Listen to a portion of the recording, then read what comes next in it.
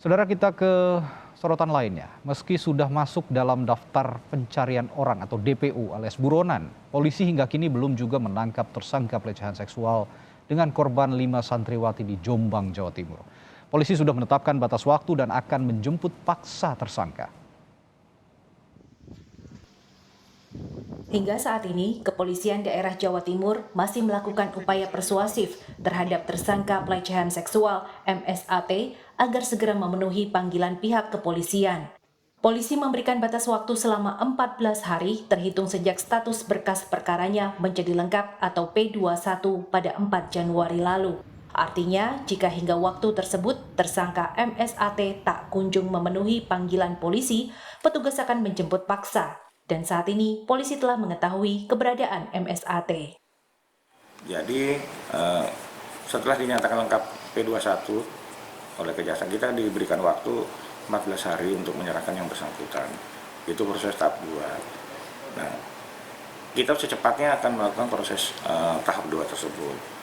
Kalaupun kita ada terkendala sedikit masalah teknis, ya kita akan melakukan koordinasi dengan pihak Kejaksaan untuk upaya kami tetap untuk menyerahkan tahap 2 tersangka tersebut.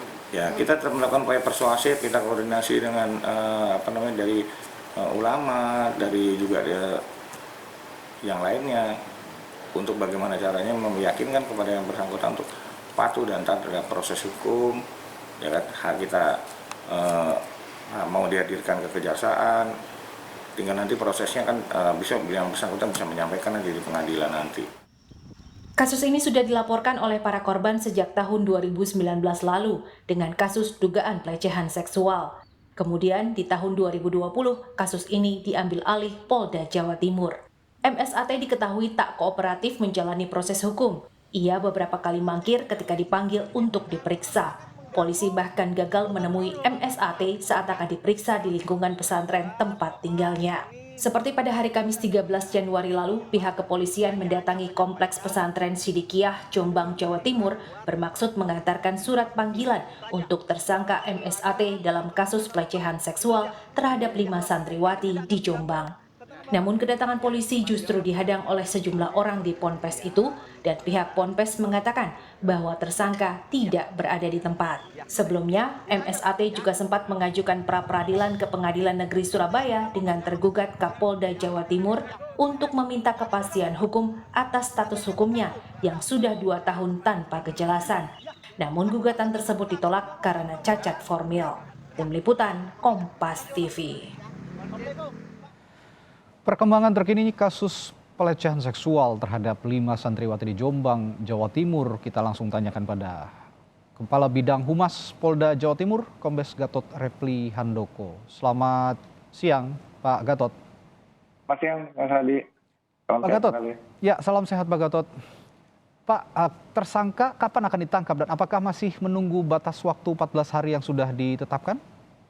Ya, kami saat ini kan masih melakukan upaya persuasif kepada yang bersangkutan untuk dapatnya menyerahkan diri atau mendatangi tempat kami. Untuk selanjutnya kami akan menyerahkan yang bersangkutan ke pihak jaksa penuntut umum. Karena kan proses penanganannya di kami sudah dinyatakan lengkap oleh teman-teman dari kejaksaan, yaitu sudah P21.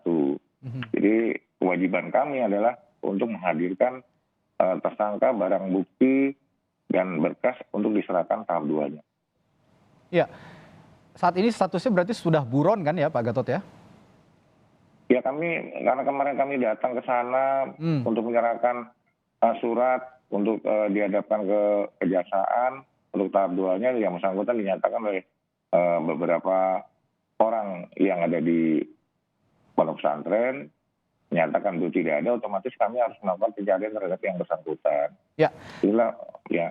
Pak Gatot, jika dikatakan buron kan biasanya asosiasinya orang ini tidak diketahui keberadaannya. Namun saat ini polisi tahu keberadaan tersangka. Namun apa yang menjadi kendala polisi untuk langsung menangkap pelaku ini? Ya, kami masih mencoba untuk melakukan upaya-upaya persuasif dan juga mengharapkan itikat baik daripada yang bersangkutan untuk patuh terhadap aturan hukum yang ada. Oleh sebab itu, kami tetap melakukan pendekatan secara humanis dengan harapan yang bersangkutan bisa kami hadirkan, kami serahkan ke kejaksaan. 14 hari itu akan berakhir kapan, Pak? Hitungannya terhitung mulai tanggal 4, Mas. 4 Januari kami mendapatkan P21 dari kejaksaan. 14 hari berarti 10 hari ini sudah waktunya berarti besok, Mas. Ya. Jamnya.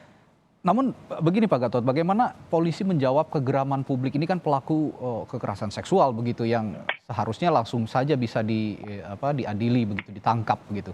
Namun saat ini polisi masih menunda dengan alasan persuasif begitu. Bagaimana polisi menjawab kegeraman publik ini? Kenapa tidak langsung saja ditangkap begitu? Karena ini merupakan extraordinary crime atau kejahatan yang luar biasa juga. Ya.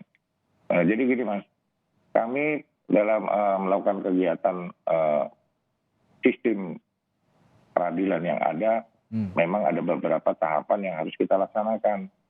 Apabila yang bersangkutan kooperatif, ya bisa kami langsung serahkan. Tapi dalam hal ini kami juga masih menghargai yang bersangkutan untuk dapatnya bisa hadir untuk mempertanggungjawabkan perbuatannya ke kejaksaan. Nanti kan dari teman-teman jaksa yang akan melakukan penuntutan. Nah, dalam hal ini bukan kami tidak melakukan tindakan, kami sudah mempersiapkan beberapa upaya-upaya tegas apabila yang bersangkutan tidak kooperatif. Nah, juga kami juga menyiapkan pasal 221 KUHP yang barang siapa yang mencoba menghalangi upaya kami, upaya kepolisian untuk melakukan upaya hukum, itu juga akan kami proses. Ya. Pak Gatot, kabarnya ada juga pembelaan warga pesantren kepada tersangka. Betulkah ini dan apakah ini juga menjadi salah satu kesulitan kepolisian untuk menangkap tersangka, Pak? Ya, kalau dibilang kesulitan, kami kan berupaya untuk menghindari konflik baru lagi. Tapi bukan berarti kami lemah atau tidak tegas. Kami akan melakukan tindakan tetap tegas terhadap proses aturan hukum yang ada ini. Tapi polisi tidak khawatir ya kalau tersangka ini nanti ya takutnya nanti kan melarikan diri gitu. Ada jaminan dari polisi bahwa tersangka ini tidak akan lari kemana-mana begitu ya? Harapan kami seperti itu, Mas. Kami akan tetap menghadirkan yang bersangkutan untuk bisa dihadapkan ke kejaksaan. Itu, Mas. Informasinya kasus ini kan bergulir sejak 2019 lalu ya Pak ya. Lalu apa yang membuat kasus ini bergulir cukup lama sebenarnya? Ya, kami kan dalam proses penanganan atau penyidikan, otomatis teman-teman penyidik kan selalu berkoordinasi dengan jasa penuntut umum. Itu ada beberapa petunjuk yang harus kami laksanakan. Ada beberapa yang sudah kami kerjakan, kemudian kami serahkan lagi berkasnya ke teman-teman kejaksaan, ada petunjuk lagi. Nah, baru kemarin sekitar kemarin tanggal 4 itu kan sudah dinyatakan lengkap oleh teman-teman kejaksaan. Otomatis tanggung jawab kami ya itu, Mas. Kami harus segera menyerahkan tahap 2-nya ke kejaksaan, Mas. Baik. Lalu soal perlindungan terhadap para korban kasus pelecehan seksual ini sejauh ini seperti apa Pak prosesnya? Ya, kami tetap melakukan koordinasi dengan korban, profiling juga kami berikan, dan kami tidak bisa memberitahukan terkait situasi, posisi maupun kegiatan korban. Jelas itu.